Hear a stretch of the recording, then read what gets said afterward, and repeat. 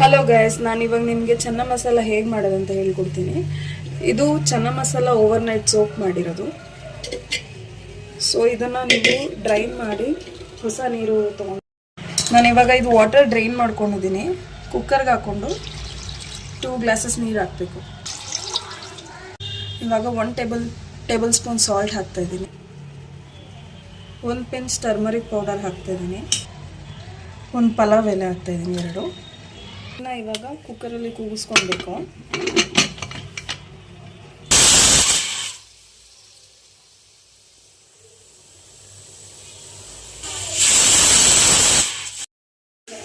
ಒಂದು ಕಡಾಯಿಗೆ 2 table spoon oil ಹಾಕೊಳ್ಳಿ.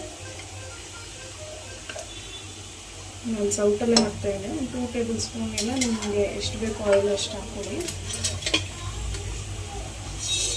ಸ್ವಲ್ಪ ಹೀಟ್ ಆಗಲಿ.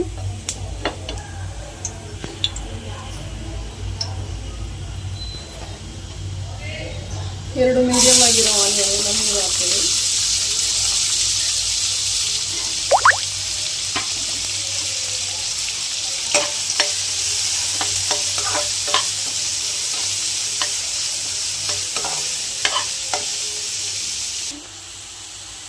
ಸ್ವಲ್ಪ ಆನಿಯನ್ ಫ್ರೈ ಆದಮೇಲೆ ಶುಂಠಿ ಬೆಳ್ಳುಳ್ಳಿ ಪೇಸ್ಟ್ 1 ಸ್ಪೂನ್ ಹಾಕೊಳ್ಳಿ.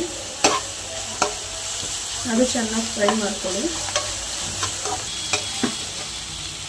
ಅದು ಹಸಿ ವಾಸನೆ ಹೋಗಿ ಆನಿಯನ್ ಎಲ್ಲ ಶುಂಠಿ ಬೆಳ್ಳುಳ್ಳಿ ಪೇಸ್ಟ್ ಎಲ್ಲ ಚೆನ್ನಾಗಿ ಫ್ರೈ ಆದಮೇಲೆ 3 ಟೊಮೆಟೊನ ನಾನು ಪ್ಯೂರಿ ಮಾಡ್ಕೊಂಡಿದ್ದೀನಿ.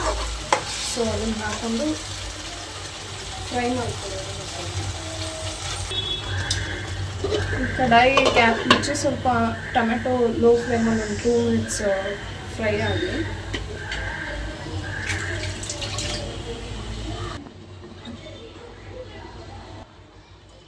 ಟೊಮೆಟೊ ಇವಾಗ ಫ್ರೈ ಆಗಿದೆ.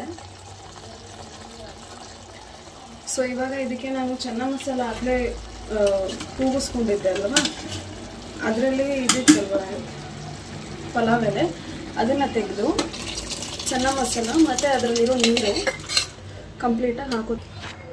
ಅದಕ್ಕೆ ಸಪ್ರೇಟ್ ನೀರು ಹಾಕಬೇಡಿ. ನೀವೇನು ಬೇಯಿಸ್ಕೊಂಡಿರ್ತೀರಲ್ವ ಆ ನೀರೇ ಹಾಕಿ. ಮತ್ತು ನಾನು ಆಲೂಗೆಡ್ಡೆ ಬೇಯಿಸ್ಕೊಂಡಿದ್ದೆ, 1 ಆಲೂಗೆಡ್ಡೆ. ಸೊ ಅದನ್ನು ಹಾಕಿ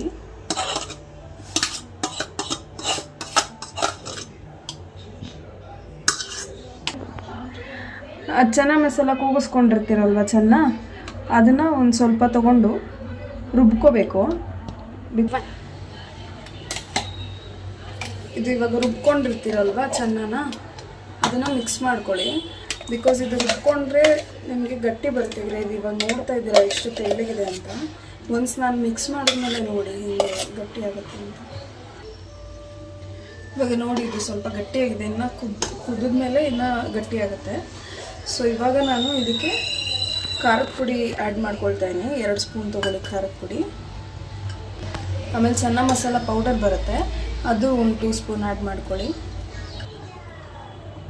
1 ಸ್ಪೂನ್ ಗರಂ ಮಸಾಲ ಹಾಕೊಳ್ಳಿ. ರುಚಿಗೆ ತಕ್ಕಷ್ಟು ಉಪ್ಪು ಹಾಕೊಳ್ಳಿ. ಉಪ್ಪು ಖಾರ ಎಲ್ಲ ಹಾಕಿದ್ಮೇಲೆ ಮಿಕ್ಸ್ ಮಾಡಿ ಸ್ವಲ್ಪ ಹೊತ್ತು ಲಿಡ್ ಕ್ಲೋಸ್ ಮಾಡಿ ಬಿಡಿ.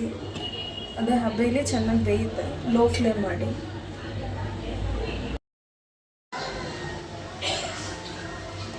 ಇವಾಗ ನೋಡಿ ಇದು ಚೆನ್ನಾಗಿ ಕುಕ್ ಆಗಿದೆ. ಸೊ ಚೆನ್ನಾಗಿ ಕುದೀತಾ ಇದೆ. ಇವಾಗ ಇದು ರೆಡಿ ಆಗಿದೆ. ಇದನ್ನು ಚಪಾತಿ ಪೂರಿ ಜೊತೆ ತಿಂದರೆ ಚೆನ್ನಾಗಿರುತ್ತೆ.